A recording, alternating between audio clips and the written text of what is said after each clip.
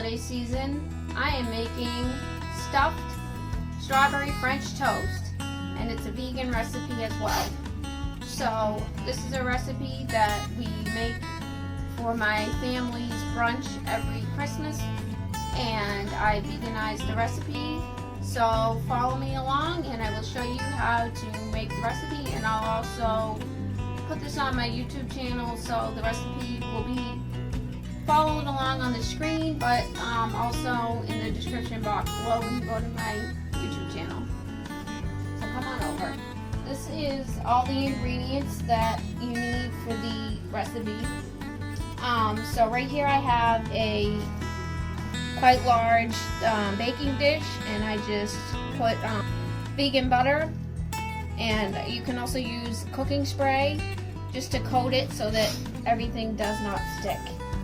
So you're going to need a couple of bowls because there's going to be liquid and other things that you might want to prep and put in bowls.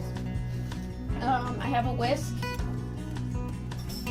and that's mostly equipment that you need. Maybe a chopping board to chop your strawberries and a couple of knives.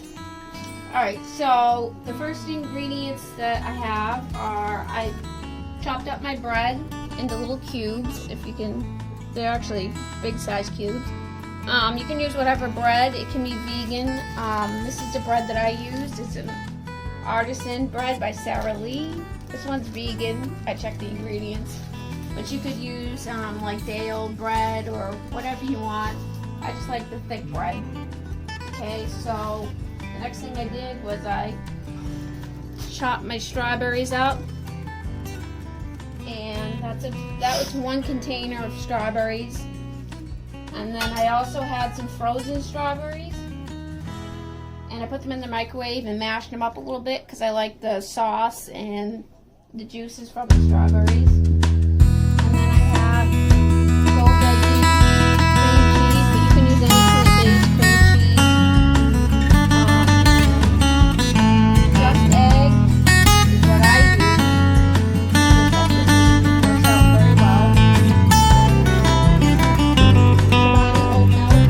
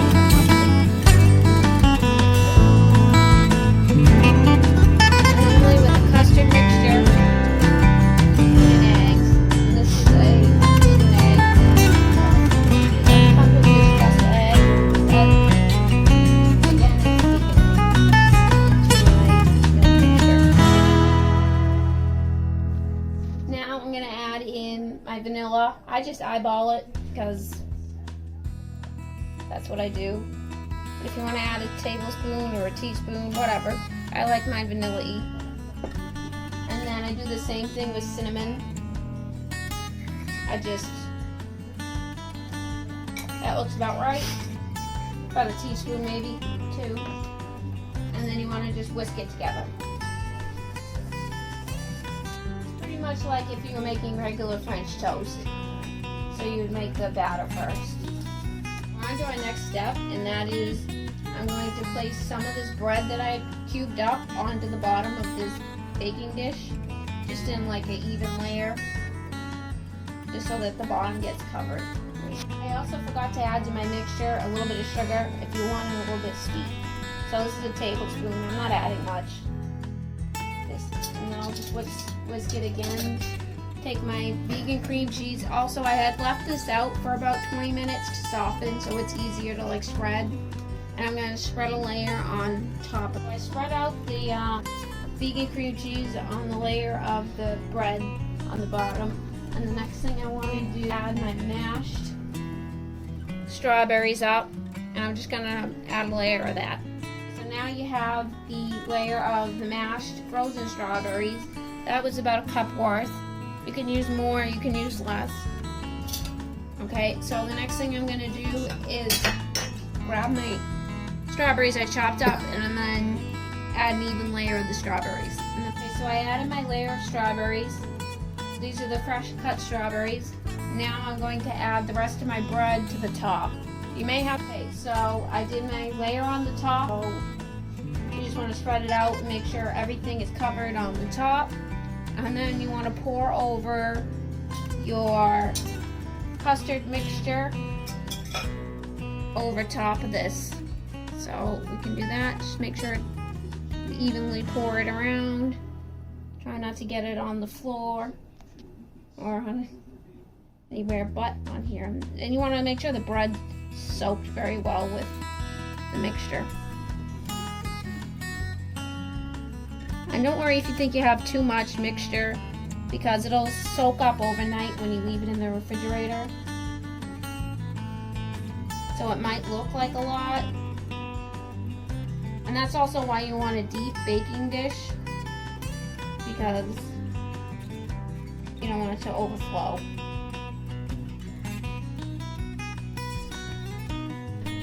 And just press it down and make sure all the bread gets soaked up into that custard.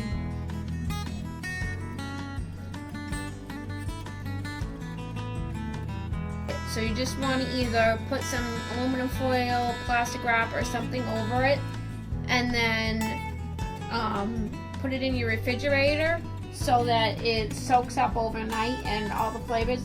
If you don't have time to wait overnight, you can always just let it sit for however long you can. An hour should do it, but the longer you let it sit, the more the flavors gather together. And I will come back in the morning. Alright, I'm gonna preheat my oven to 350. Set that now.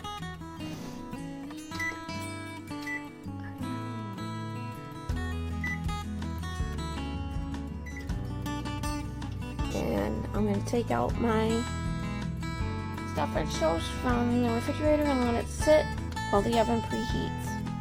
So now that our dish has been sitting out at room temperature for a little bit, because if you put it in the cold glass baking dishes, they could shatter in the oven from the heat. So that's why you want to let it sit out. So I'm going to put it in the oven and bake it for just a little bit under an hour, so maybe like 50 minutes, and then we'll check it. Okay, so this is the finished product. It was baked for 55 minutes, depending on your oven, 50 to 55 minutes. And you just want to make sure it's not too wet in the center and that the top is goldeny brown. And then you can just cut it up and serve it, put some powdered sugar, maple syrup on it, and it should be delicious. I just want to take this time to thank you all for watching my video on how to make stuffed strawberry French toast, and I hope you all have a Merry Dickens. And if you want to follow me on my YouTube channel, it's Sarah's Tasty Treats, vegan, and I also have a website now, so it's Sarah's plantbasedwellness.com, and a Facebook page, Sarah's Plant Based. Alright,